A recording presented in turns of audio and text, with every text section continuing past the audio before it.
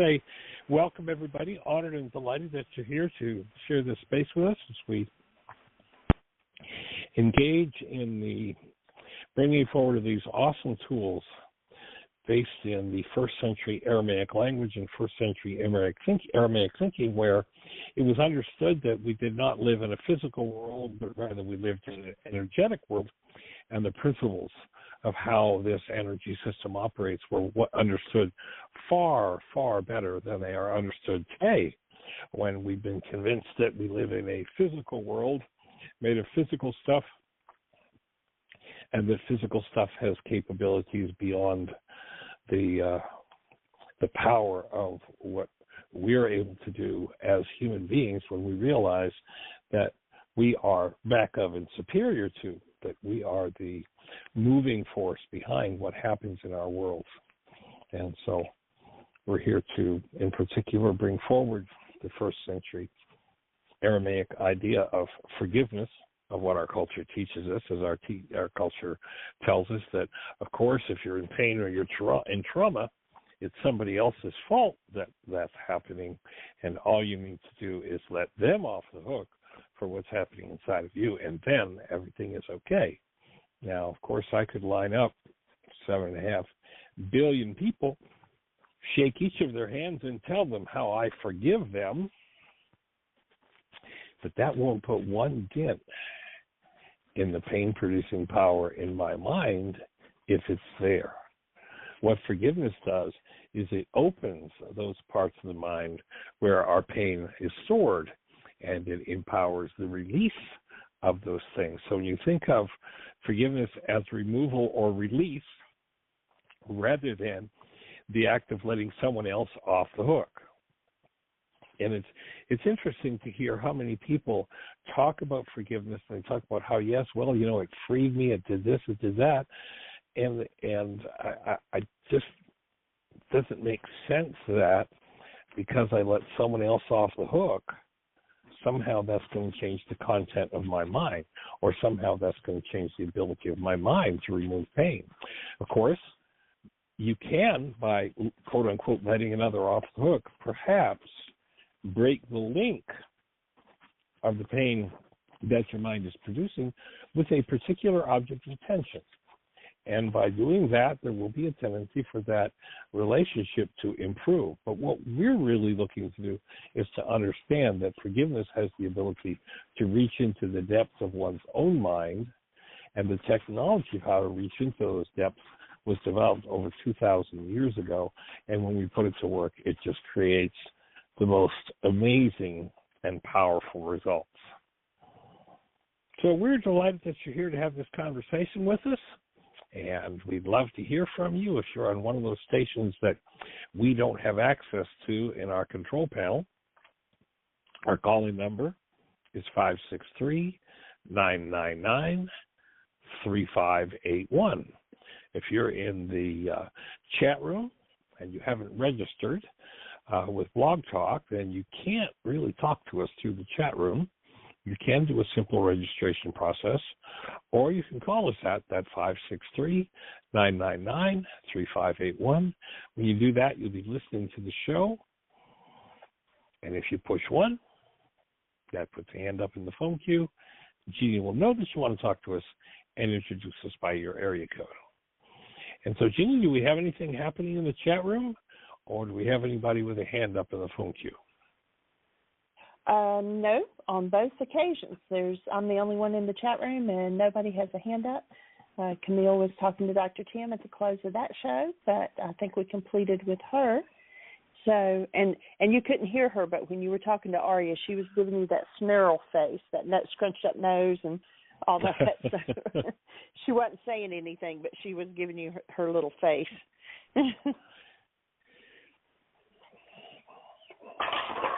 Okay.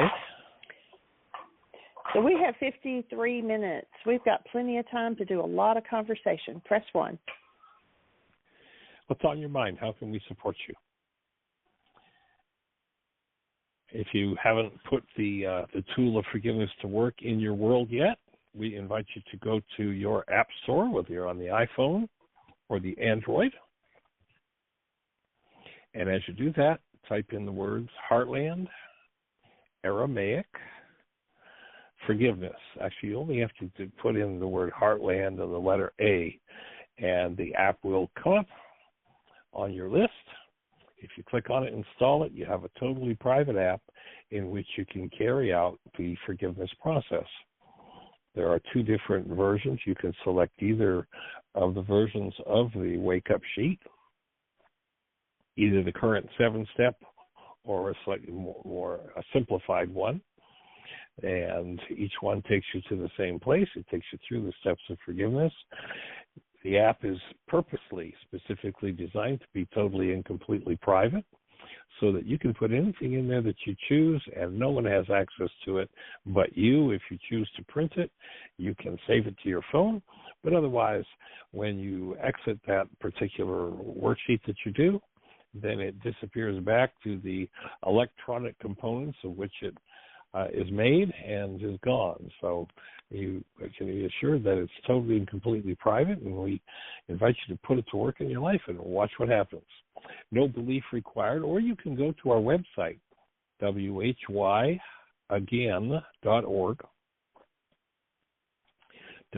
whyagain.org, and in the upper left-hand corner of the page, if you click on the Start Here button right up at the very tippy top of the left of the page, and you will be walking through all of the information that we could possibly give you on how to engage in first century Aramaic forgiveness. It's quite a shock to people when they realize that saying the words, I forgive you, or I forgive myself, have nothing whatsoever to do with actual forgiveness. What has happened is that the Greek act of pardoning, letting somebody else off the hook, I forgive you, I let you off the hook for what you've done, has been substituted for the actual process of forgiveness as it was taught in the first century Aramaic.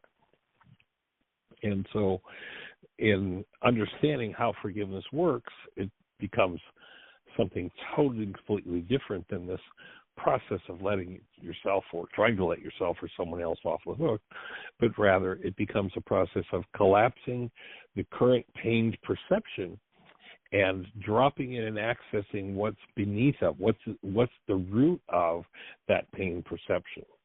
And when you bring that energetic imbalance forward in the presence of love, then that which is at the root of your pain perception collapses. And as it collapses, you get free of the load that you put on yourself, or perhaps has been put into your mind over the generations by those who didn't know any better.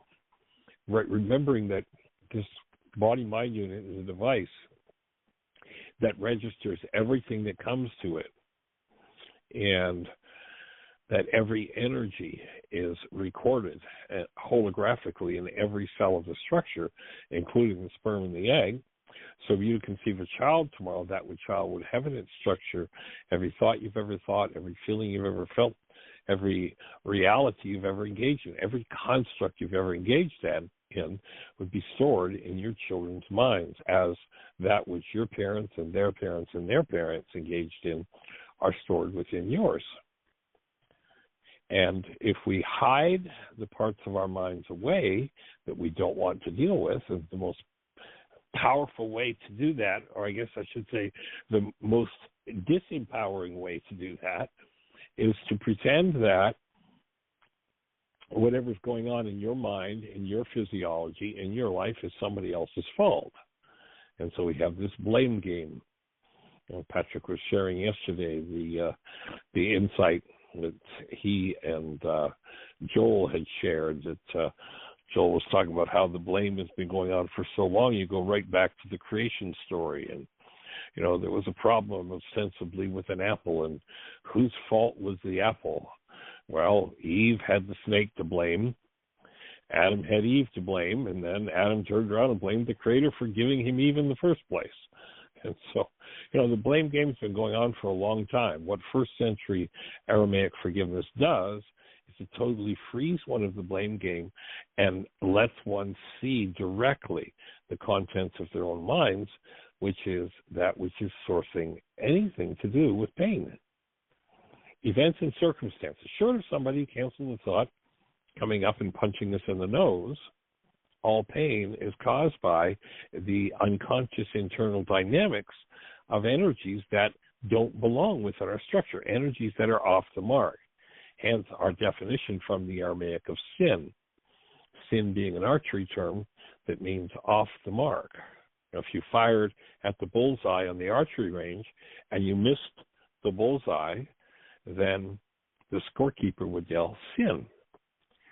And when you realize in human terms that sin is simply engaging in energy that is off the mark, and of course, to determine what's off the mark, you kind of want to have a sense of what's on the mark. And the best way I've been able to come up with understanding what's on the mark for this human system is to establish from the very beginning what was the energy that it was sourced in. And the easiest way that I know to do that is just imagine yourself or remember when you've held a newborn child.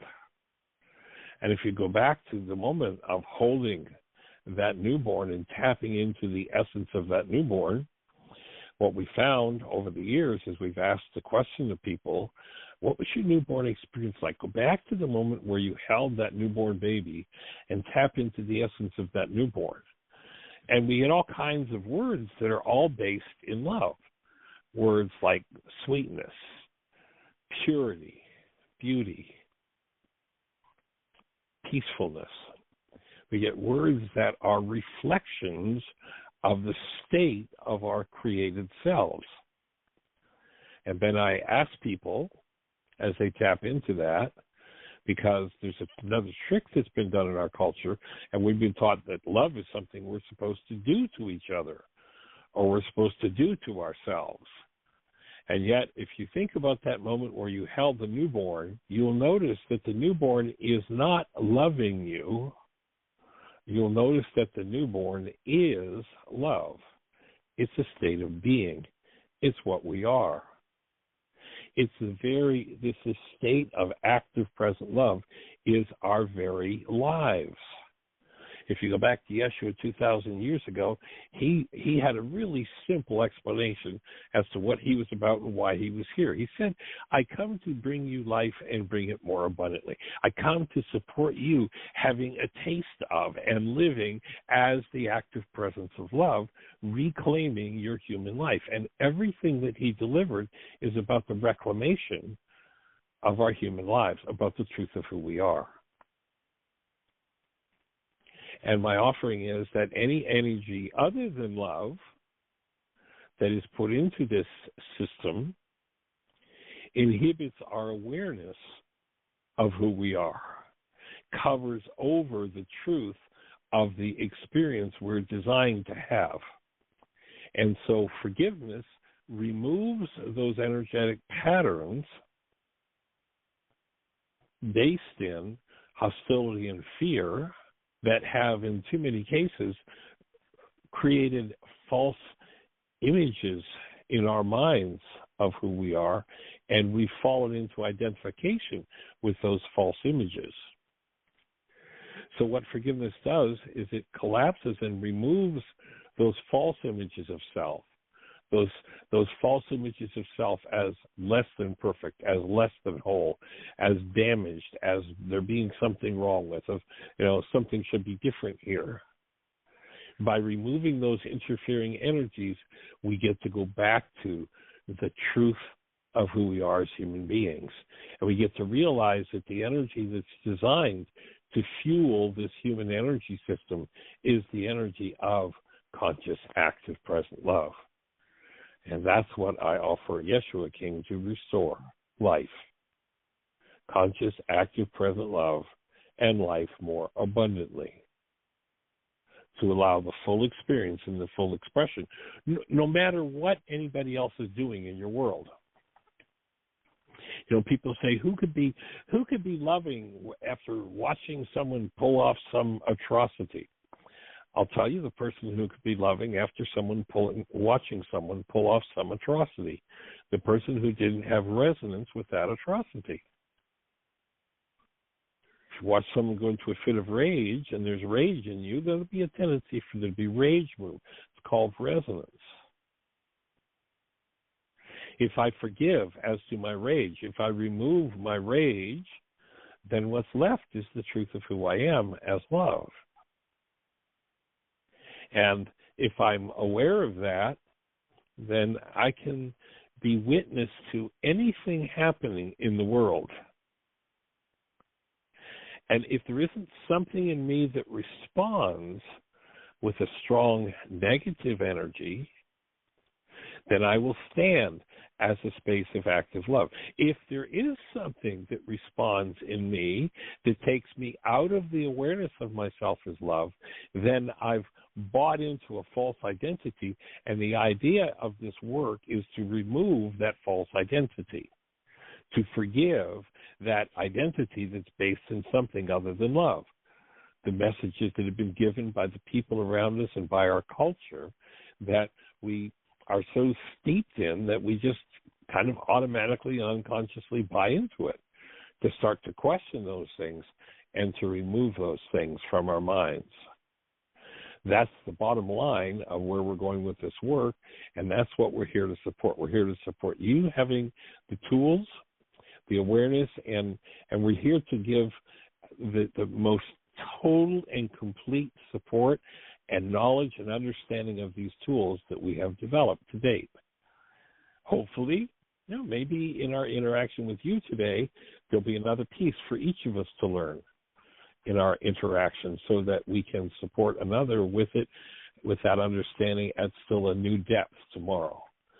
So we're here not as experts, but rather recognizing that we're in process as everyone else is, and simply offering the space of support and the tools that have come from the practice that each of us has engaged in, and inviting you into that practice.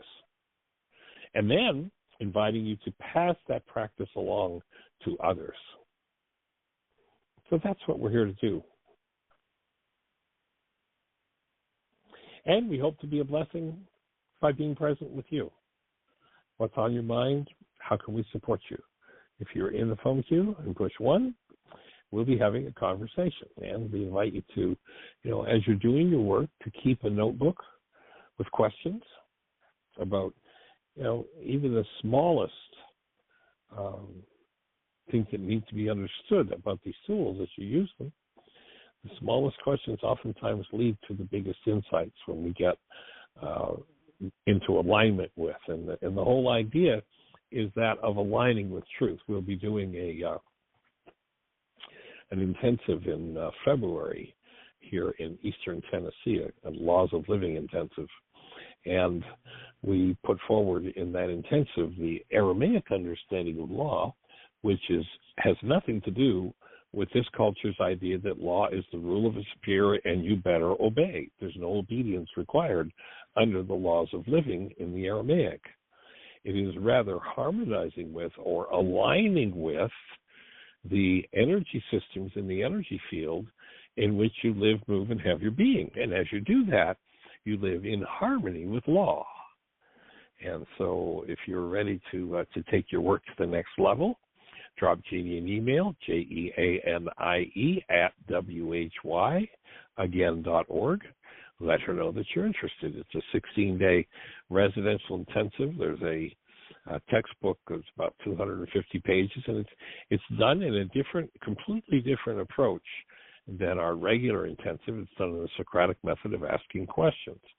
There are several essays, several tools that move into things like cleaning up grievances in the mind toward parents, toward others. Just a whole series of tools that we engage in, and a whole different level of understanding. We introduce the concept of regulatory speech. You'll notice during the radio show, oftentimes we'll stop someone in the middle of a sentence and say, invite them to go back and listen to the speech that they've used, and recognize that our speech tells us always tells us, if you listen to people's speech, if you listen to the politician who says, well, we put forward this new bill, and this bill is not going to do this, you know exactly where that politician's heading. They're heading to do exactly what they said they're not about doing, because our words always tell the truth of what it is that we're about. So as you listen to your own mind and you start to listen to your own words, when you have an interaction with someone and someone says, gee, well, how are you feeling with that happening? Oh, I wasn't angry at all. Guess what? If I know how to decode my words, what I just said was, there's a part of my mind involved in the situation that's angry, and I'm in denial of it. I'm trying to hide that from myself. And when people hear that feedback, oftentimes they'll be, oh, well, that's just not true. I didn't mean that. Or other times they'll stop, they'll take a breath, and they'll say, well, let me look at that. And all of a sudden it's like, oh, my goodness, I had no idea I had that kind of anger about this particular situation. And then, of course, we point out that to believe that you've got anger about a situation is to believe in a lie. You've never been angry about a situation in your life. If there's anger in your mind can select any situation, and if you live in denial, then your mind will tell you the story that you're angry about that. And so we refresh the mind on our definition in this work of denial. And denial is the act of thinking or speaking as though something on the outside is causing what's happening on the inside. The common link, the common lie that's told in the culture is, you made me mad. You made me sad. You hurt me. You made me so afraid. You disturbed me so much. But what I'm telling myself in this case is that there's anger and mad and sad and disturbance in my mind, and I'm pretending to myself. I'm believing that something outside of me is causing that. And when I do that behavior, when I language and express things in that form, what I'm telling myself, if I could decode the content of my own words in my own mind, what I'm telling myself is that there's a big part of my mind that I'm hiding from myself, and we call that process of hiding dissociation. If I want my mind to only show me evidence that you're the one who made me angry, then I have to dissociate from the cause of my anger.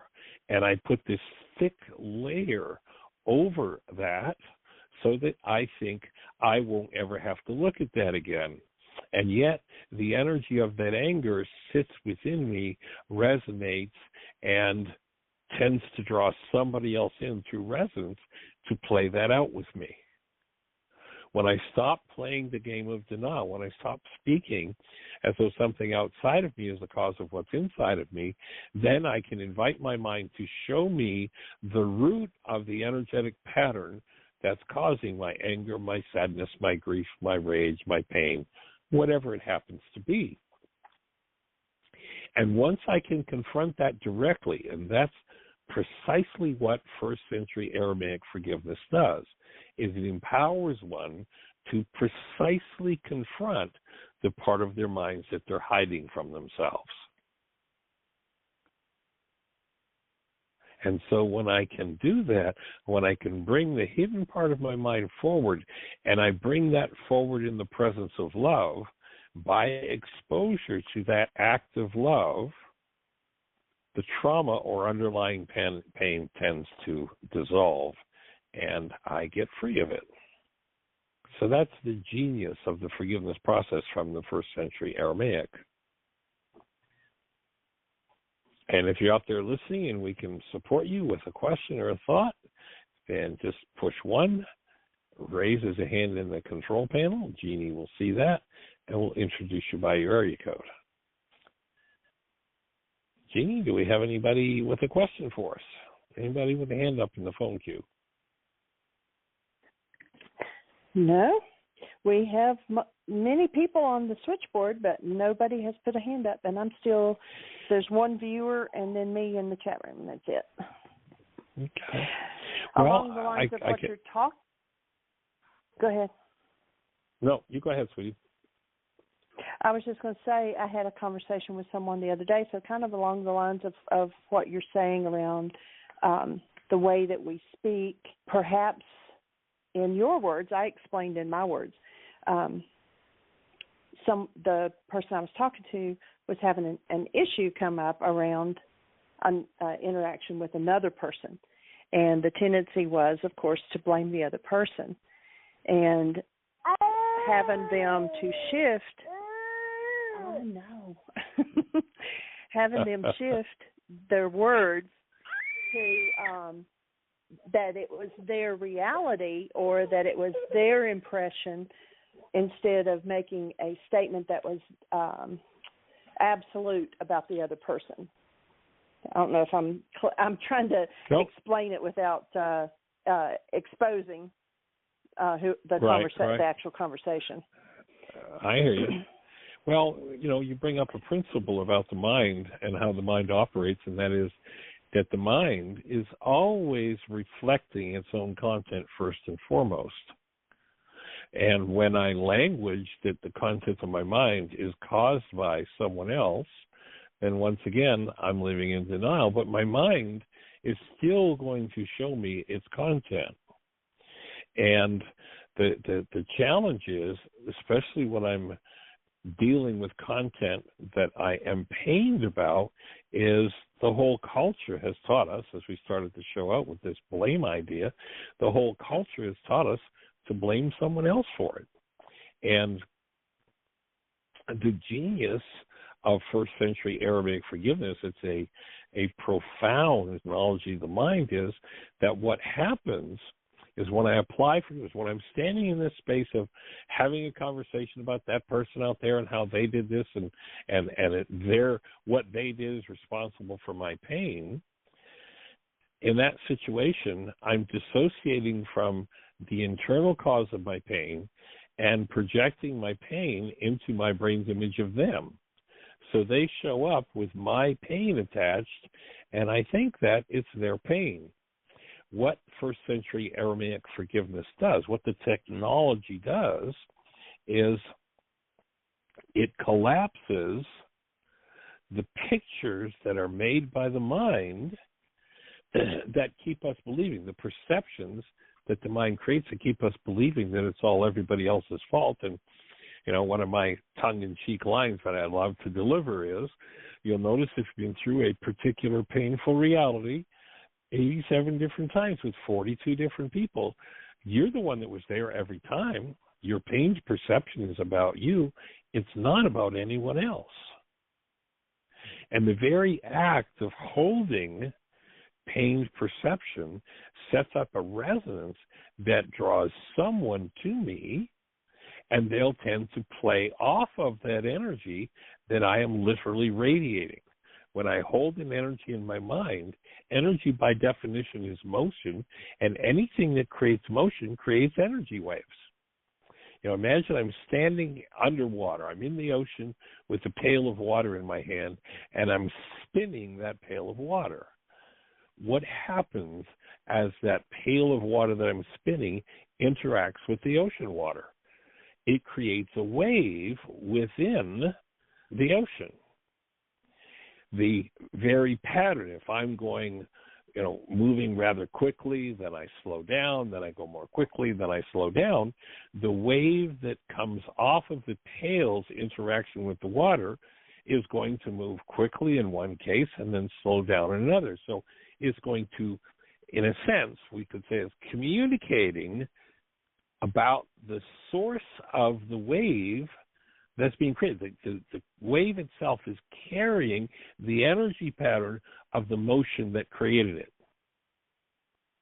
And so if I hold, let's say, anger in my mind, and I talk about how everybody else makes me angry, I'm literally, those energetic patterns, by definition, energy is motion.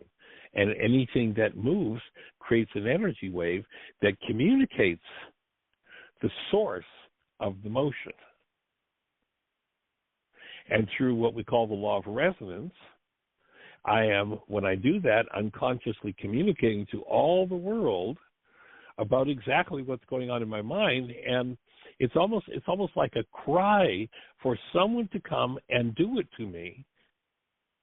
What we know is that resonance creates motion toward in the human realm. Resonance is an energy exchange that causes people to be drawn into the space. And so when someone does a particular behavior that bounces off of that hidden part of my mind, then their behavior is going to tend to move that part of my mind in me. And if I can simply undo my denial, if I can simply say to myself, here I am with that old instant rage. I've been through this 87 different times with 42 different people. Why is it that this is going on in me again or still? If I can stop and own it and say, obviously, it must be mine, although my mind is so expert at projection. My mind is so expert at making pictures up that it's all about somebody or something else. But sooner or later, I have to stop long enough to say, do I really want this response in me? And if I can say, no, I don't want this response in me, I got it. I've been through it 87 different times. There were 42 different people present, and every time my mind really produced a picture that was believable that this was about somebody else. But here I am at the source of it every time. And what forgiveness does is it collapses that projection. It literally collapses the world of reality. And reality is the output of the human mind. And when I can collapse that reality, it collapses in on itself. And when it collapses in on itself, I get to see the root energy, that which is back of and superior to the pictures my mind is creating, the projection that my mind is creating. And when I can do that, going on inside of me belongs to me, then I can begin to utilize the forgiveness process to... He'll dial right back in. So he's talking about our perception and changing that perception. And that forgiveness does that. It collapses the projection we have, and then we see things differently. So while we're waiting on him to call right back in, there he is.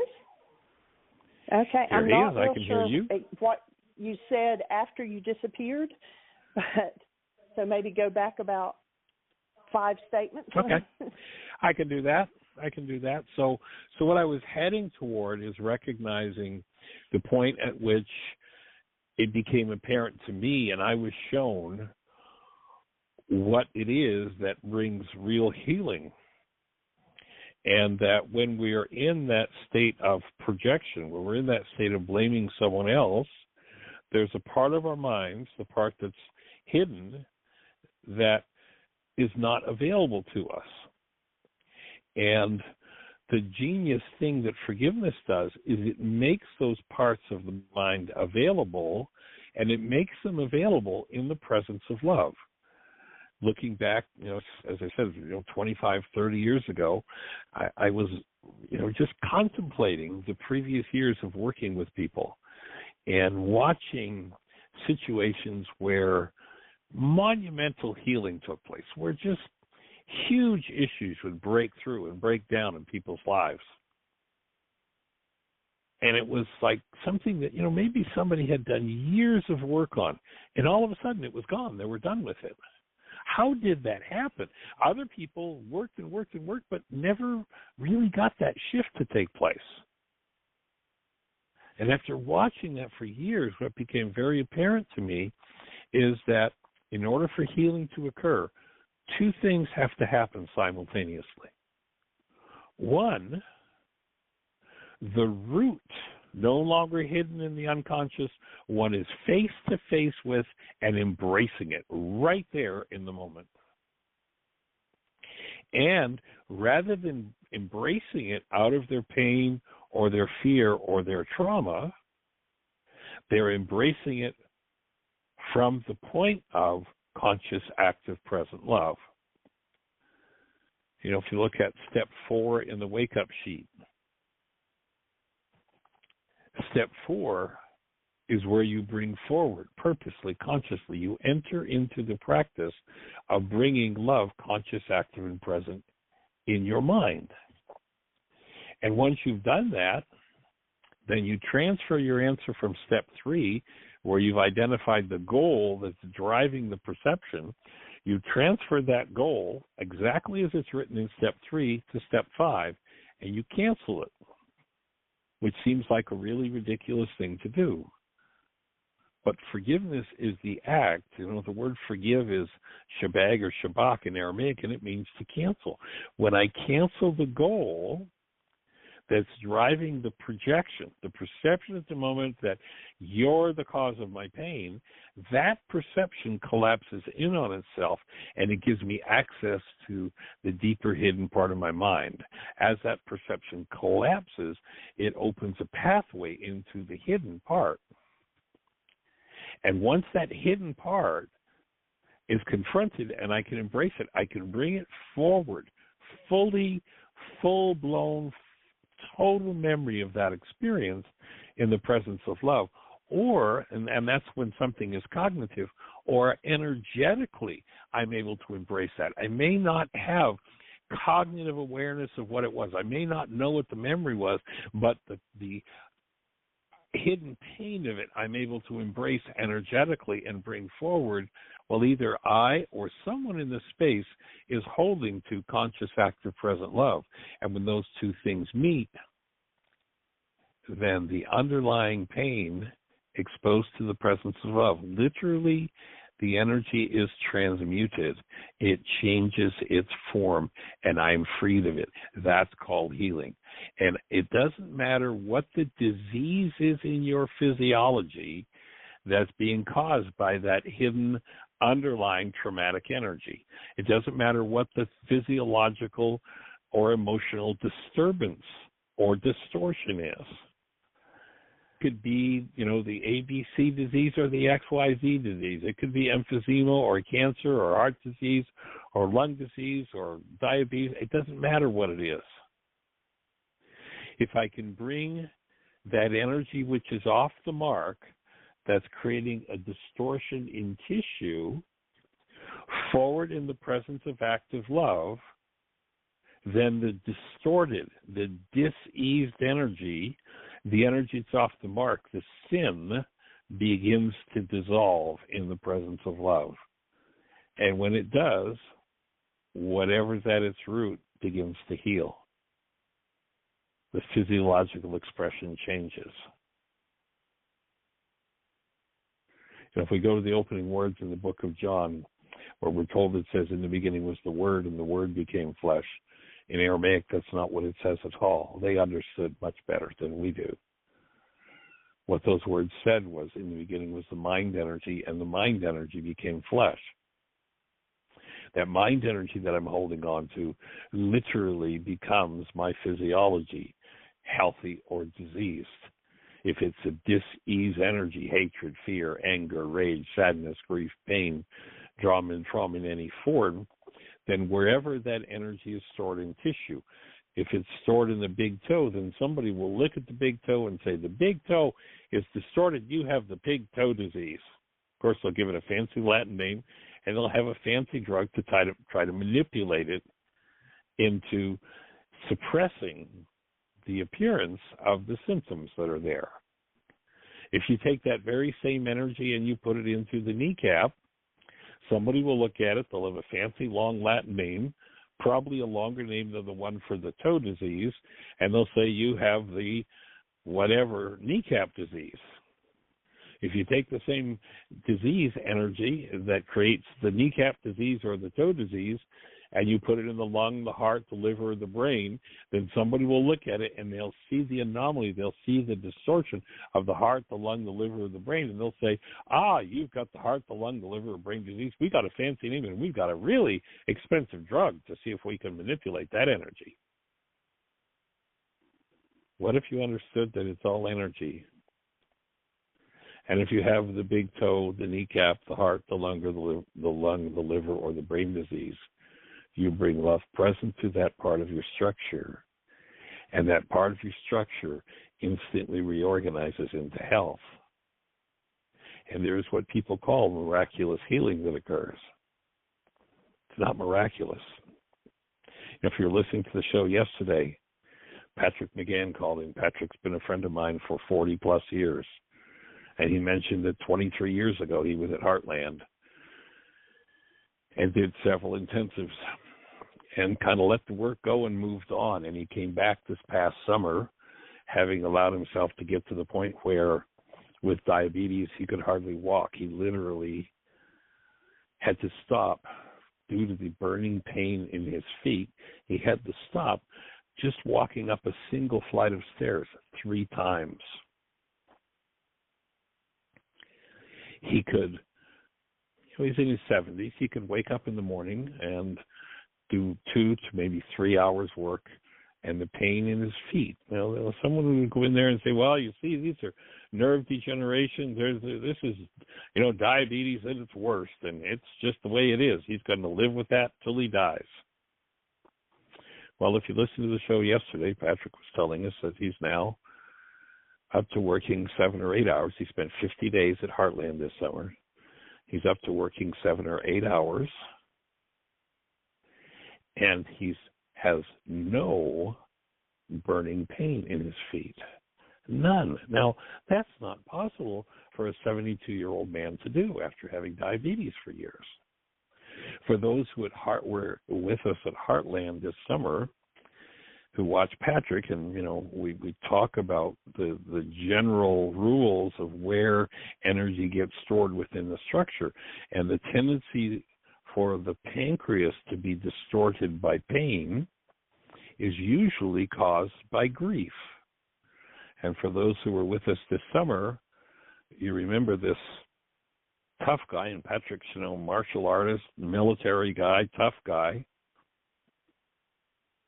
And you'll notice how many times Patrick dropped into, with the support of the whole group. And he went through about 3 or 4 rounds of dealing with having been in training in the military in Korea, and that they are doing mock battles between different facets of the U.S. military, and where his team won this mock battle, and some others on the other side were angry that he led the team that beat them.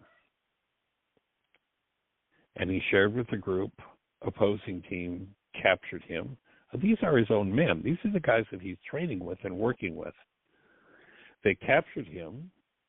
They hung him upside down by wires just a couple of feet from the ground and set off a tear gas bomb in his face.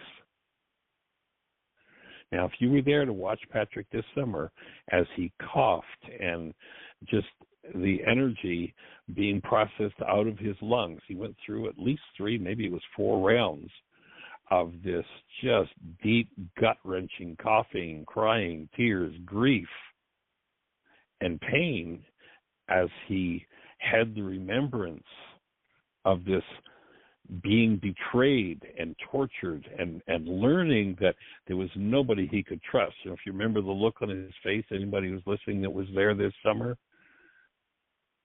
remember I was like, I just couldn't understand. These are my own guys. What are they doing? Torturing me. And I mean, seriously torturing him. But Patrick went from where there were 3 stops in order to go up the steps to where he was walking his dog at Heartland. And for those who've been there, there's this big circle around the property, and then the road that goes down to the lake, the road that goes up to the top of the hill. He got to the point where he'd walk that whole road with his dog a mile to a mile and a half every day with no foot pain and without stopping. Now, people would say, no, that's just not possible. He's got the physical result of the physical disease called diabetes. Excuse me. If you believe there's such a thing as physical, you're living in a fantasy world. Let's listen to Einstein, as he says, on such things as matter, we have been all wrong. What we have heretofore called matter is energy whose vibrations have been so lowered as to be perceptible to the senses. There is no matter. Einstein tells us matter doesn't exist. Max Planck, when he was receiving the Nobel Prize in Physics, back at the turn of 1900s, Max Planck, as a physicist, says this: as a man who spent his entire life studying matter, I can tell you this much. There is no matter as such. Our entire world is made of succeedingly smaller patterns of vibratory fields, one nested within another, nested within another. Do you have a disease going on? What have you nested into the tissue? And I don't care whether it's the big toe, the kneecap, the liver, the lung, the heart, or the brain disease. What have you nested into the big toe, the kneecap, the lung, the liver, or the heart to create that distortion? What's the energetic anomaly there? And can you access that and bring it to the presence of love for dissolution, for forgiveness? And that, my friends, is the essence. So that's the essence of the healing process. And when I can bring that nested frequency, that underlying energy, forward to conscious awareness. Now, it can be cognitive. In the case that I just shared with Patrick, he's right back, hanging upside down on the tree, remembering, and it was interesting to watch his gyrations as he would tip himself over almost upside down to cough out tear gas, to cough that out of his lungs, to cough that energy out of his body. And as I lift the overlaid energy from the tissue that's been distorted, yes, somebody will look at the tissue and they'll say, see, it's supposed to be shaped like this, but it's shaped like this. So we know it's disease. Well, what's happened is the energy that's been overlaid on the tissue is what has created the distortion. And when I remove the overlay, and the removal is the act of forgiveness. When I remove the overlay, the big toe, the kneecap, the lung, the liver, the heart, or the brain, whatever it is, goes back to a fully healthy state. The energy is always willing and ready to spring back to full expression if I'm willing to face, bring love present to whatever I'm hiding from myself. And that's the essence of the miracle of healing. You go back to Yeshua, and of course, there's this whole magic story about this magic man who fixed and healed all those people. But you'll notice that in those healing stories, when those people wanted to turn to him and say, wow, look what you've done, what did he say to them? Now go read the story of the woman who has this issue of blood. She has a continuous menstrual flow and has had that going on for 12 years. She has this inner knowing that if she can touch the hem of his garment, does that mean she wants to touch a piece of cloth? No, that's a metaphor for being in the energy field of empowerment for healing. When she touches into his energy field, she is vitalized and empowered, and it's that high vitality state that allows us to recapture from tissue the overlay that creates the disease and the distortion and remove that distorted energy. And you remember when everybody wants to make him the hero, he says to her, woman, your faith made you whole. The action you took made you whole. Yes, I was here as your support. I held the space for you. but it is your work that made you whole. If you are going to heal in your life, it's your work that will make you whole. And Yeshua provided the exact tool for how to do that. Once again, the tool is called forgiveness. Forgiveness is the tool with which you reach inside the hidden parts of your own mind, which reflects as your physiology. You access any dis-ease energy, any energy that does not belong, and you remove that energetic pattern. Removal is the act of forgiveness. Take the overlay off the pancreas starts to function again. Take the overlay off of the heart, the brain, the lung, or the liver, and that tissue begins to act in full function again. It looks distorted and diseased because of the energetic patterns of disease that have taken the tissue over. Breathe, forgive, access and remove what doesn't belong. Bring forward the presence of love. Put a smile on your face and activate the frontal lobes of the brain where Rachma resides.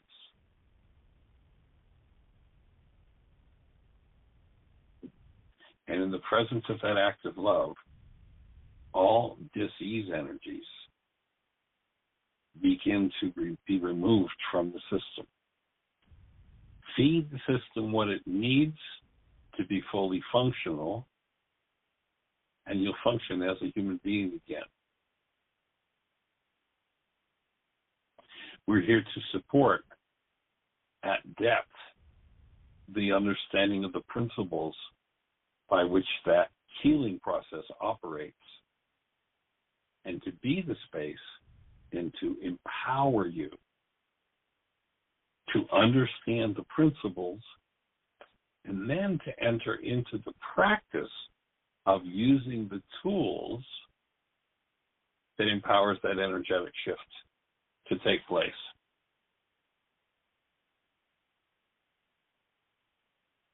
And such things as the burning, searing pain in the feet of a man who's been 5 decades holding the grief and the pain of being betrayed by his own men. Embrace that energy in love, dissolves the overlay that causes the thing they call diabetic neuropathy, and the feet move in a healthy manner, and the man walks for miles, where before a single flight of steps was more of a challenge than he could handle. It's so awesome to watch the process occur. It's so awesome for people to step into the use of that tool. Again, if you don't have the Forgiveness Wake-Up Sheet available to you, go to your phone app store, type in the words Heartland Aramaic Forgiveness, download the app and put it to work. Or go to our website, whyagain.org, upper right corner. Click on the Start Here button, and you'll be utilizing the first century Aramaic forgiveness process and learning everything that we've come to know over the period of almost 50 years of working with this tool. That's what we're here to share with you and to make yours. And so we're down to the last minute or so. We're honored and delighted that you're here with us to be part of this conversation. If this show has been meaningful for you, when the show is over, you can go to whyagain.org and click on the microphone on the page. Go to the archives. You can save the MP3 to your phone or to your computer, or you can copy a link. You can send the file to someone or send someone the link and have them give a listen. In the meantime, we're here to support you creating the best year yet of your eternal life. That is an awesome gift to give the world, and we're here to support you getting it. Blessings.